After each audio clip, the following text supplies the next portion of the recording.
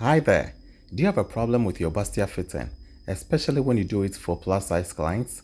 If yes, then stay with me. Let's draft and cut a flawless Bustier step by step together. This serves as our starting line. From the shoulder to the upper bust is 7.5. From the shoulder to nipple is 12. Shoulder to under bust is 15.5. And shoulder to waist is 18.5. I'll mark them.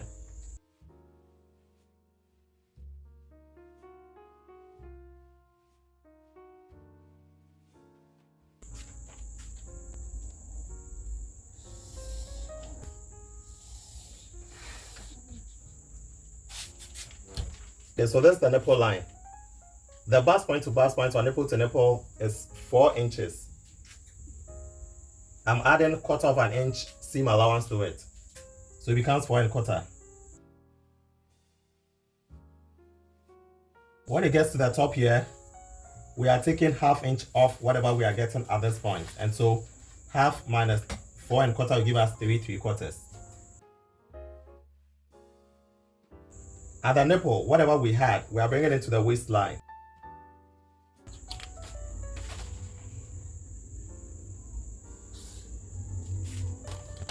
Because the bust is 46, we are taking 2.5 inches as our dart intake. And so 1 inch to the right, 1.5 to the left. That is 1 inch towards the center front.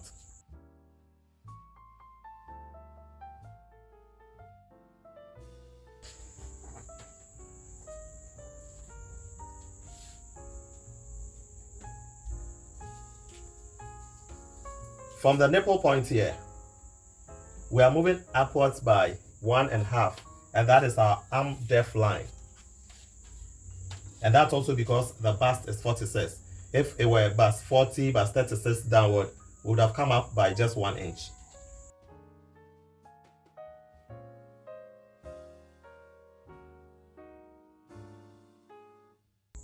We mark the same nipple to nipple measurement here. Bear in mind our seam allowance is already added.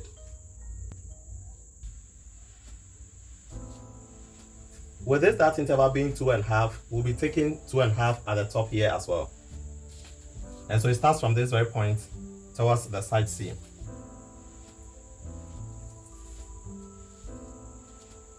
Then we connect these 2 points to that point.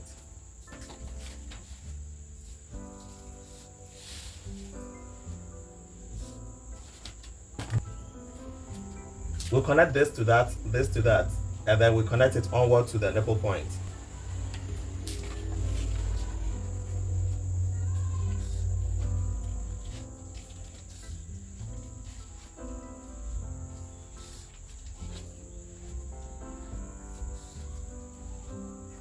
At the arm depth line, we are measuring our bust measurement divided by 4 plus 1/2 inch seam allowance. That seam allowance is allowance we are using to connect this to that. So we'll do that before we add our 2 inches seam allowance to it. And so the seam allowance in all is going to be 2.5. Bear in mind that's because my seam allowance for this very portion that is connecting the two is just 1/4 of an inch for 1. If it were 1/2, it means we would have added 1 inch instead of the 1/2 inch. And so the nipple to nipple is 46 divided by 4 gives us 11.5 plus 1/2 inch, making it 12. Meaning from this very point to that point is 12.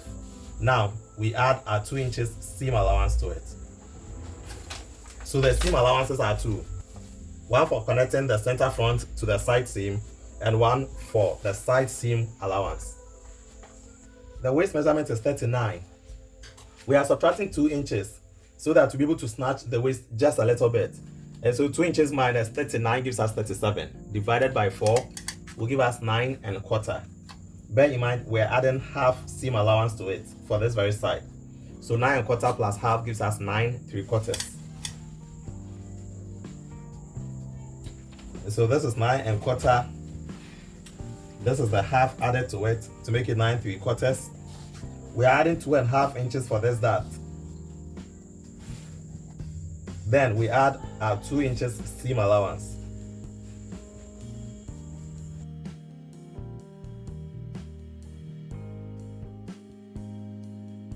We are going to connect this through the bust point to the underbust line.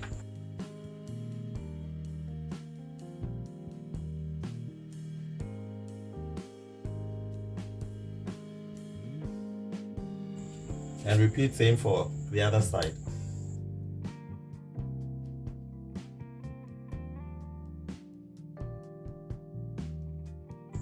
One thing is that from the underbust all the way to the upper bust, for the center front side, it should be the same as that of the side seams cap. And so this is what I'm going to do. I'll measure from the base here to this very side, making sure that we are getting the same for this side. And from the top here all the way to this very side, we should be getting the same thing for the side as well. And so let me start with this to the top, because more often than not, from the bust point to the underbust shape is almost the same. That is, this very one is equal to that. But this is where the difference comes in, because this part is going farther away from this very point.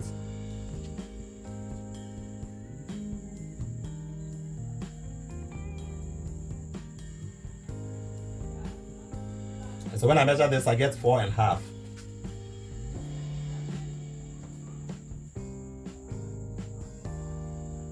And this is where the 4.5 gets to.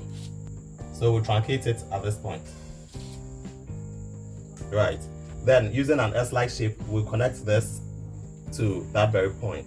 That is the 2-inch seam allowance we have here.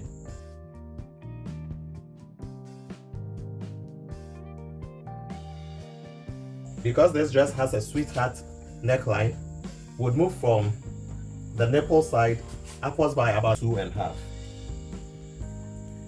Yes, so this is 2.5, and I will connect from this point to that point.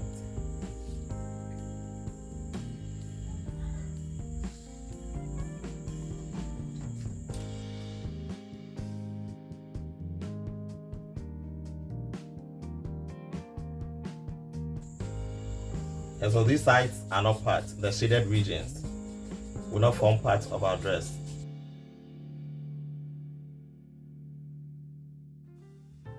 With the back pattern, what you are doing is that we'll extend the waistline to the back and the arm depth line also to the back.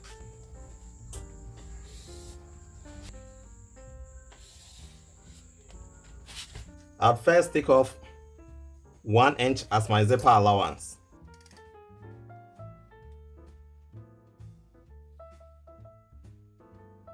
Then I'll divide the bust by 4, which is 46. Divided by 4 gives us 11.5.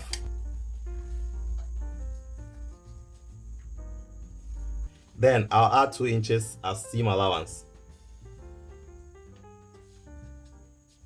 When it comes to the waist, it will be the waist divided by 4.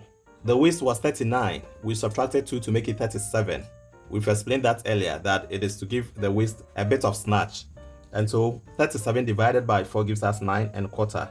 We'll mark that first. So the back dart will be 2 inches, and so we add 2 inches to it. The front was 2.5. The back, we are making 2 inches.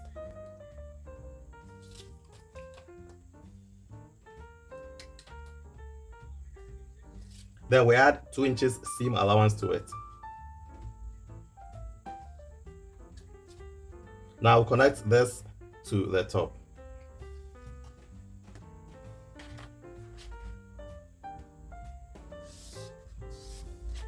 Let me mark the center back, because that's the zipper allowance. And the dart interval for the front was 4 inches. When we get to the back, it would be 4.25. That is because the back is wider than the front.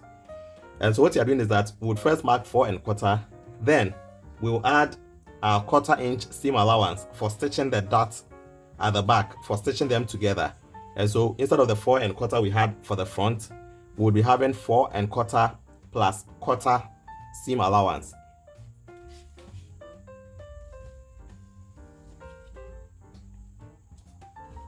We repeat same for the waistline. Then we connect these 2 points. The dart intake was supposed to be 2 inches, and so we take 1 inch from both sides.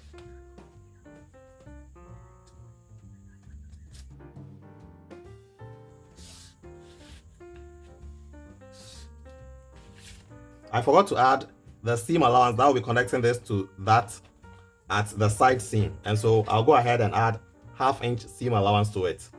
That was a mistake.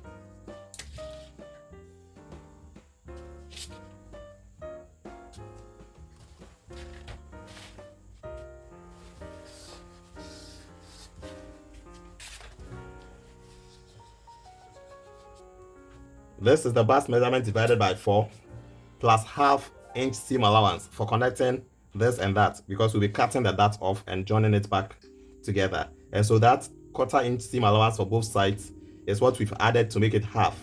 That is what we've just added right now.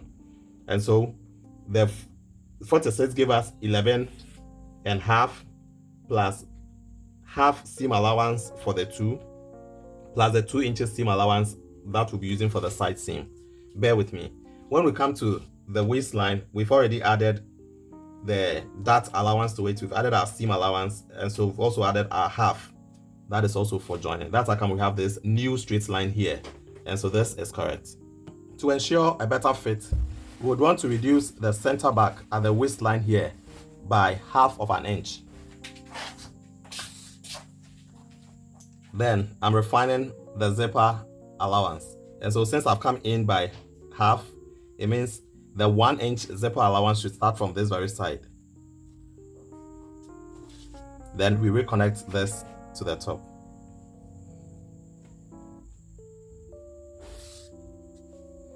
Right.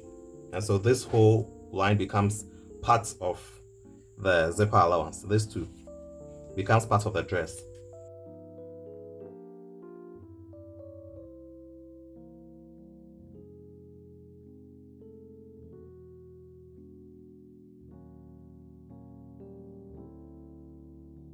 At the top here too, I reduced it by about 1 inch. And so we will reconnect this back to our side seam allowance.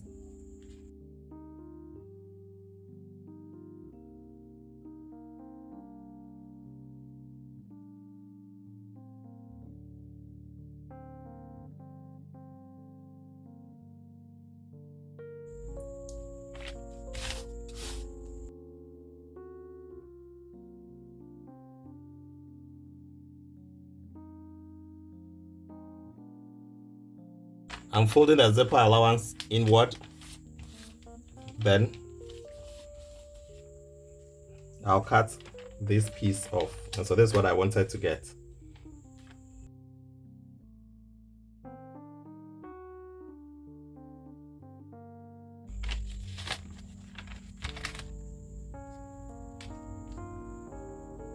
And so this whole part will now be part of our dress.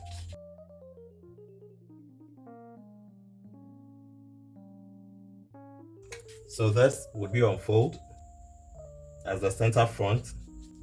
This will be the center back. And this is the side of the front. And that is the side of the back. The arrows are going here, indicating that this is the top part of our dress. Now I'll go ahead and cut this out.